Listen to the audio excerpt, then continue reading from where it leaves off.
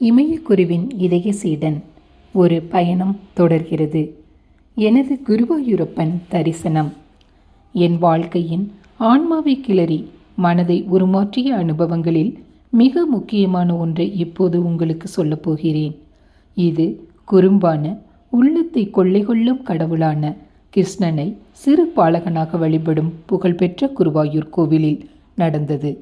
ஆத்ம திருப்தி அளிக்கக்கூடிய இந்த அனுபவத்தை ஒரு சில நண்பர்களுடன் பகிர்ந்ததை தவிர என் உள்ளத்தின் இரகசிய பகுதியில் வைத்து பாதுகாத்து வந்துள்ளேன். அவ்வாறு பகிர்ந்த நண்பர்களில் ஒருவரான மனதளவில் கம்யூனிச கொள்கை கொண்ட ஒரு நண்பர் இதனை மனதை மிகவும் வருடிய மனப்பிரமை என்றார். ஆனால் அது அவரது கருத்து. மேலும் அதுபோல் கருதுவதற்கு அவருக்கு உரிமை இருக்கிறது. ஒவ்வொரு மனிதருக்கும் ஒரு நம்பிக்கையை தேர்ந்தெடுப்பதில் சுதந்திரம் இருக்கிறது. அது ஒருபுறம் இருக்கட்டும். எனது தனிச்சிறப்புடைய அனுபவத்தை உங்களுக்கு பகிரும் நேரம் இது என்று நினைக்கிறேன். நான் பிறப்பால் இந்து இல்லை என்பதாலும் இன்றும் கூட இந்து அல்லாதவர்களுக்கு கோவிலுக்குள் நுழைய அனுமதி மறுக்கும் ஒரு சில கோவில்களில் குருவாயூரும் ஒன்று என்பதாலும் இந்த அனுபவம் அதிமுக்கியத்துவம் வாய்ந்ததாகிறது. பழங்காலத்தில் இது போன்ற ஒரு சட்டத்தை அமுல்படுத்தியதில் ஏதாவது ஒரு காரணம் இருக்கலாம். அதற்குள் நாம் செல்ல வேண்டாம். நான் கிருஷ்ணனை நேசிப்பவனாக இதை எழுதுகிறேனே ஒழிய வேறொன்றும் இல்லை. குருவாயூர் கோயிலை பற்றி பலர் அறியாமல் இருக்கலாம். தென்னிந்தியாவில், குறிப்பாக தமிழகத்திலும் கேரளத்திலும் உள்ள கிருஷ்ணன் கோவில்களில் இது பிரசித்தி பெற்றது. நான் பிறந்த திருவிதாங்கூரில் உள்ள ஸ்ரீ அனந்த பத்மநாப சுவாமி கோவிலை விடவும் ஒருவேளை இது பிரசித்தி பெற்றதாக கூட இருக்கலாம். பரிச்சயம் ஆகாதவர்களுக்காக குருவாயூரை பற்றி ஒரு சிறு முன்னுரை அளிப்பது முறைதான் என்று நினைக்கிறேன். வரலாற்று ஆவணங்கள் இல்லாவிடினும் இங்கு இருக்கும் மூலவர் சிலை 5000 ஆண்டுகள் பழமை வாய்ந்ததென்று புராணங்கள் கூறுகின்றன. இந்த கதை இவ்வாறு கூறப்படுகிறது. இந்த சிலை பாதாளஞ்சனா சிலா என்ற ஒரு புனிதமான பொருளில் செதுக்கப்பட்டு மாபெரும் கடவுளான மகாவிஷ்ணுவால் வழிபடப்பட்டு பிரம்மாவிடம் ஒப்படைக்கப்பட்டது. பல சந்ததிகள் கடந்து கிருஷ்ணரின் பெற்றோரான வசுதேவர் மற்றும் தேவகியால் வழிபடப்பட்டு பிறகு துவாரகையில் பிரதிஷ்டை செய்யப்பட்டு கிருஷ்ணராலேயே வழிபடப்பட்டதாக கூறப்படுகிறது.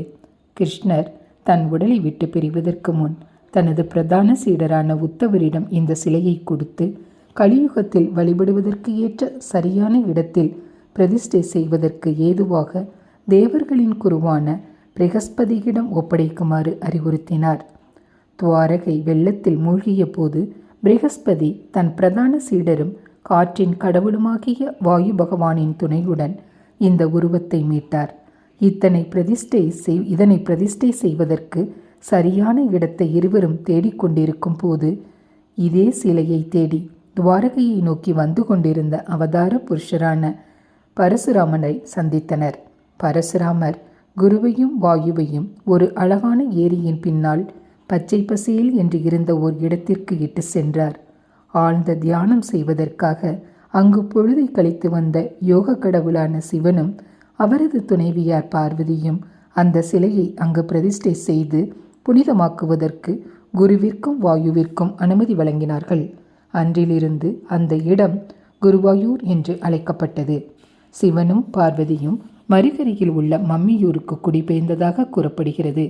இந்நாளிலும் மம்மியூரில் உள்ள சிவன் கோவிலை வழிபடாமல் குருவாயூர் யாத்திரை நிறைவடையாது என்று கருதப்படுகிறது. இப்படியாக இந்த புராண கதை செல்கிறது. வரலாற்றுப்படி கோகசந்தேஷம் என்ற தமிழ் இலக்கியத்திலிருந்து குருவாயூர் என்ற பெயர் வந்தது. குருவை என்றால் தமிழில் கடல் என்றொரு அர்த்தம் உண்டு. அதனால் குருவையூர் என்று அழைக்கப்பட்டது. இந்த கோவிலின் முதன்மையான ஆவணங்கள் 17ஆம் நூற்றாண்டு வரை செல்கிறது. இது ஆழ்வார்களால் பாடப்பட்ட தலமாகும். 16ஆம் நூற்றாண்டின் இறுதியில் இருந்து கேரளத்தின் புகழ்பெற்ற பக்தி யாத்திரை தலமாக குருவாயூர் திகழ்கின்றது. 1760 டச்சுக்காரர்கள் குருவாயூரின் பொக்கிஷங்களை சூறையாடி கோவிலின் கொடிமரத்தை சுற்றியிருந்த தங்கத்தகடுகளை கொள்ளையிட்டு கோவிலின் ஒரு பகுதிக்கு தீயிட்டனர். ஹைதர் அலி 1766 கோழிக்கோட்டை கைப்பற்றி பின்பு குருவாயூரையும் கைப்பற்றினார். மலபாரின் அந்நாளைய ஆளுநரான ஸ்ரீ வாசராவின் கோரிக்கைக்கு இணங்கி கோவிலை நன்கொடையாக இந்துக்களிடம் மீண்டும் ஒப்படைத்தார். 1788 திப்பு சுல்தான் மலபார் மீது படையெடுத்தார். அழிந்துவிடுமோ என்று அஞ்சி பூசாரிகள் சிலையை மறைத்து வைத்தார்கள். திப்பு சுல்தான் கோவிலின் சிறு சிலைகளை அழித்து கோவிலுக்கு தீயிட்டார். திடீரென்று பெய்த பெரும் மழையால் கோவில் காப்பாற்றப்பட்டது. பின்னாளில் செம்பகசேரி நம்பூதிரி, தேசவர்ம நம்பூதிரி மற்றும் உள்ளநாட் பணிக்கர் போன்றோர் தங்களது சொத்தையும் சேவையையும் அளித்தனர். 1900 கோவிலில் வழிபாட்டு சேவை மீண்டும் ஆரம்பித்தது. 1929 கோழிக்கோட்டின் ஷமோரின் கோவிலின் நிர்வாகியாக மீண்டும் பணியில் அமர்த்தப்பட்டார். 1970 ஒரு மிகப்பெரிய தீ பற்றியது. ஜாதி மாதம் பாராமல் பொதுமக்கள் அனைவரும் தீயணைக்க ஓடோடி வந்தனர். கோவிலுக்கு பெரும் சேதம் ஏற்பட்டாலும் கர்ப்பகிரகம் சேதமடையாமல் காப்பாற்றப்பட்டது. கோவில் புனரமைக்கப்பட்டு ஏப்ரல் 14, 1973 மீண்டும் வழிபாட்டு சேவைக்காக திறக்கப்பட்டது. குருவாயூரை புகழடைய செய்த 2 பெரிய புனிதர்களின் பெயரை இங்கு கூறியே ஆக வேண்டும். ஒருவர் மேலப்பதூர் நாராயண பட்டதாரி, 1559 to 1632. பூந்தனம் 1547 to 1640. மேலப்பதூர் நாராயண பட்டதாரி அறிஞராகவும் கணித வல்லுநராகவும் இருந்ததோடு நாராயணியத்தின் ஆசிரியரும் ஆவார். நாராயணியம் என்பது 1036 பத்திகள் கொண்ட செய்யுள் அல்லது கீர்த்தனை வடிவில் உள்ள சமஸ்கிருத பக்தி நூலாகும். அது மாபெரும் பாகவத புராணத்தின் சுருக்கத்தை கூறுகிறது. அவரது குரு அச்சுத பிசாரேடி மிகுந்த வாதநோயால் அவதிவுற்றதாக கூறப்படுகிறது. அவரது குருவின் வலியையும் வேதனையையும் தாழ முடியாத பட்டதாரி தனது யோக சித்தி மூலம் அந்நோயை தன்னுள் எடுத்துக்கொண்டு தனது குருவிற்கு நிவர்த்தி அளித்தார். விரைவில் வலி அதீதமாக உள்ளது என்பதை அறிந்து குருவாயூரப்பனால் தன்னை இந்நோயில் இருந்து விடுவிக்க முடியும் என்று நம்பி குருவாயூருக்கு புனித யாத்திரை செல்ல முடிவெடுத்தார். அவர் கோவிலில் நுழையும் போது அத்தியாத்ம ராமாயணத்தின் ஆசிரியரான துஞ்சத்து எழுத்தச்சனை சந்தித்ததாக கூறப்படுகிறது. எழுத்தச்சன் ஆச்சாரமான அந்தணரான பட்டதாரியிடம் மீன் தொட்டு கூடு கா, மீனிலிருந்து தொடங்கு என்று கூறி அதிர்ச்சியடைய செய்தார்.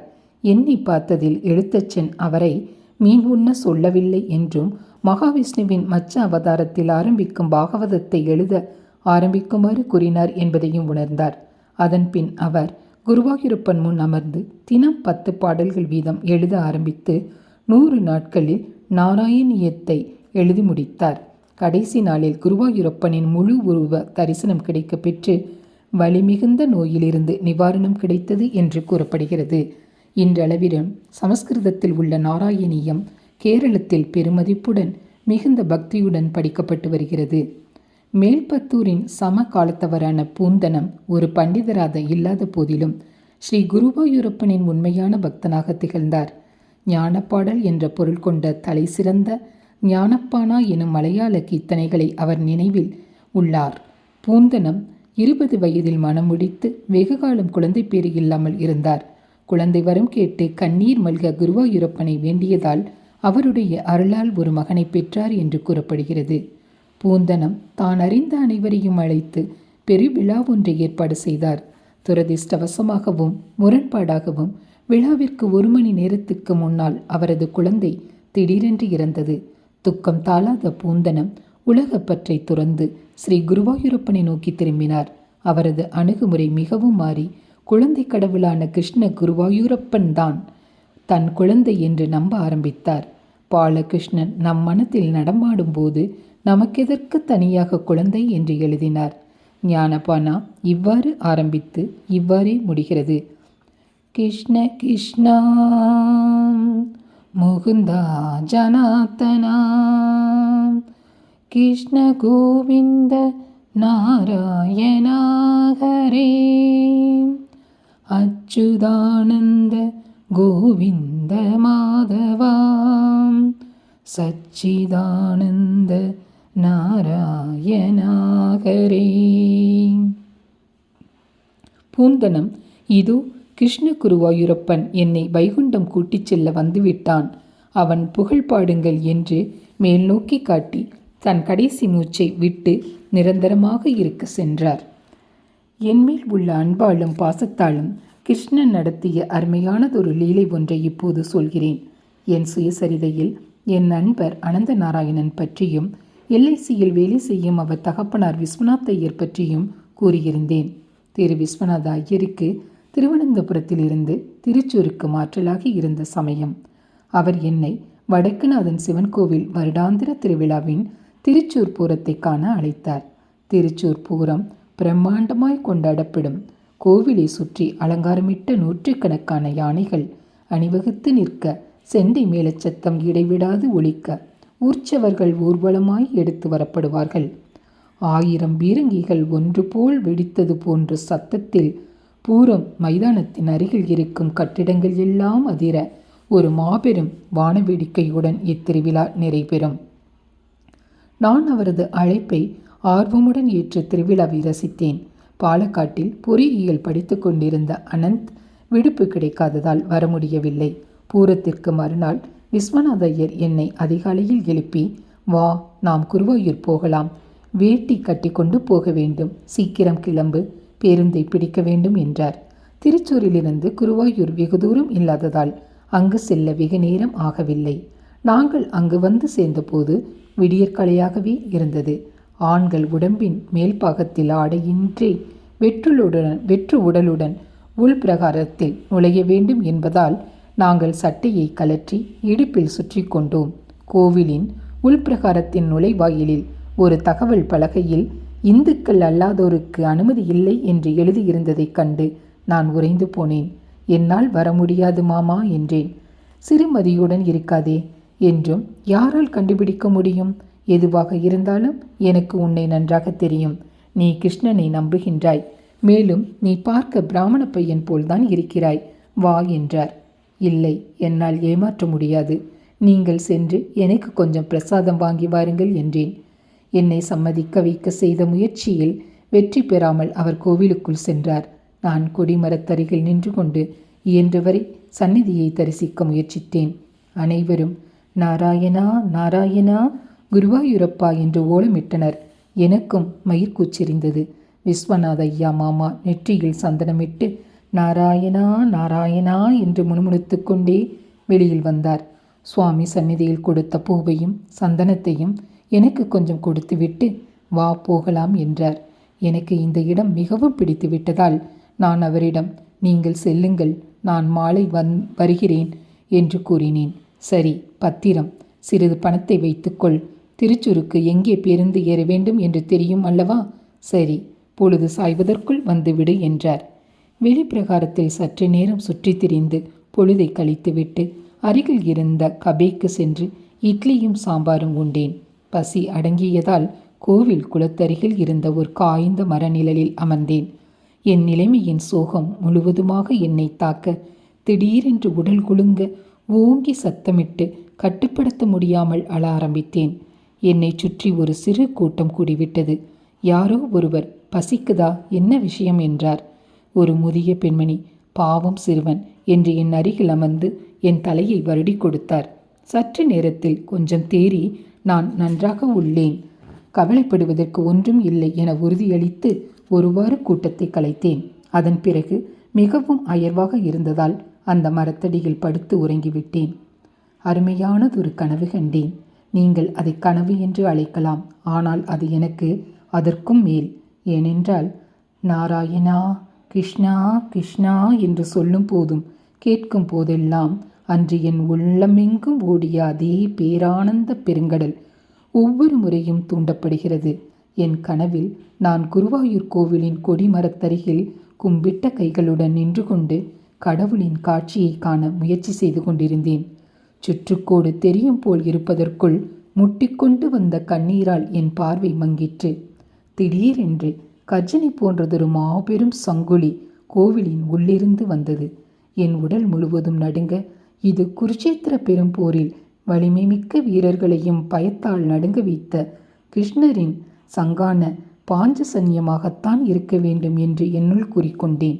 பிறகு கோவிலின் உள்ளிருந்து நுழைவாயிலை நோக்கி வேகமாக சீறிக்கொண்டு ஏதோ ஒன்று வருவதைக் கண்டேன். அது அருகில் வரும்போது அது மூல கருவறையேதான் என்று நான் அறிந்தேன். அதனுள்ளே அந்த அழகான கருமை நிற கண்ணன் தெய்வீக சிரிப்புடன் என்னை பார்த்து முன்னே வா என்று கையசைத்து கூப்பிட்டவாறு வீற்றிருந்தான். நான் கதவை நோக்கி பாய்ந்து ஓடினேன். மூல கருவறையிலிருந்து என்னை ஆறத் தழுவினான். நான் பேரானந்தத்தில் திளைத்தேன். ரம்மியமான துளசி மனமும் சந்தன மனமும் என்னை ஆட்கொண்டது. ஓ, எப்படி அதை விவரிப்பேன்? கிருஷ்ணா கிருஷ்ணா என்று கூக்குரலிட்டு கண் விழித்தேன். அப்பேரானந்தம் என் உடல் முழுவதும் துடித்து கொண்டிருக்க, குளத்தில் முகம் கால்களை கழுவி அரைகுறையான உணர்வுடன் உள்பிரகாரத்தை நோக்கி ஓடினேன். சந்நிதியின் அருகில் நின்று எனதினிய கிருஷ்ணனான நம்பூதிரி அர்ச்சகர் தொழுவதைக் கண்டேன். நான் கனவில் கண்ட வண்ணம் கிருஷ்ணன் புன்முறுவலிட்டான். அங்கு பிரசாதமாக வழங்கப்பட்ட சந்தனத்தை வாங்கி கொண்டு தட்டு தடுமாறி வெளியே வந்தேன். சில நிமிடங்களில் இந்த பாழாய்ப்போன தன் உணர்வு எனக்கு திரும்பியது. மெல்லிய சந்தன வாசம் மட்டும் மிச்சம் இருந்தது. வெளிப்பிரகாரத்தை ஒரு சுற்று சுற்றிவிட்டு பேருந்து நிலையத்தை நோக்கி நடந்தேன். சிறிது நேரத்தில் திருச்சூர் வந்து சேர்ந்தேன். விஸ்வநாத ஐயரிடம் மாலையில் கோவிலுக்குள் செல்லலாமல் இருக்க முடியவில்லை, நல்ல தரிசனம் கண்டேன் என்றேன். நான் தான் சொன்னேனே, என் கூடவே வந்திருக்க வேண்டியதுதானே, எப்படியோ நீ மகிழ்ச்சியாக காணப்படுகிறாய் என்றார். ஆம் அம்மா, மிக்க மகிழ்ச்சி, நன்றி என்றேன். எனக்கு கிடைத்த இந்த சிறப்பான அனுபவத்தை அவரிடம் கூட கூறாமல் என்னுள்ளே பரம ரகசியமாக வைத்திருந்தேன். இதை வெகு சிலரிடம் அரைகுறையாக கூறினேன்.